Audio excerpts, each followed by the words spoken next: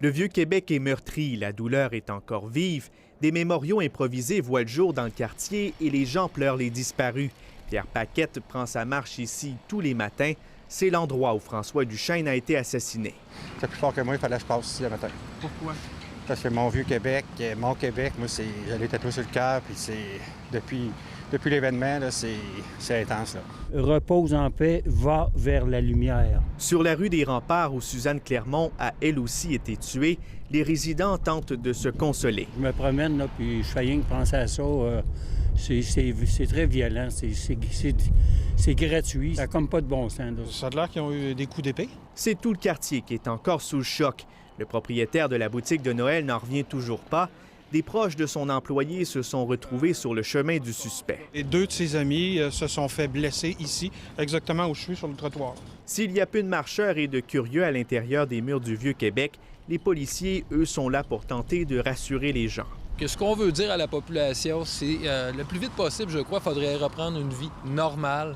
On est conscient que le sentiment de sécurité des citoyens peut être ébranlé présentement, étant donné les événements qu'on a vécus samedi. Le réseau de la santé de la capitale nationale déploie des ressources psychosociales près des lieux du drame. Il y a des gens qui peuvent se sentir très anxieux, très stressés, très inquiets, des problèmes de sommeil, par exemple. Il peut y avoir des niveaux aussi de déprime possibles.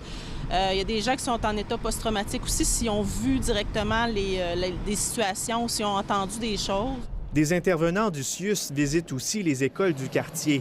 Les parents encore ébranlés ont dû tenter de trouver les mots justes ce matin. J'en parlais encore ce matin avec ma fille dans la voiture, puis tu sais, j'ai expliqué un peu où ça s'était passé aussi, tu sais, Puis c'est sûr que même pour nous de revenir ici ce matin... On leur a parlé du sujet, en fait, de façon sans mettre trop de détails, parce qu'on trouve que c'est important de partager cette information-là, parce qu'anyway, tout le monde va s'en parler dans l'école. Les heures passent, mais la douleur reste toujours aussi vive. On espère que le temps va faire disparaître un peu cette douleur-là suite à ce drame.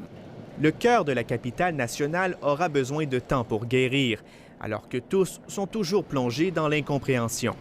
Ici Pierre-Alexandre Bolduc, Radio-Canada, Québec.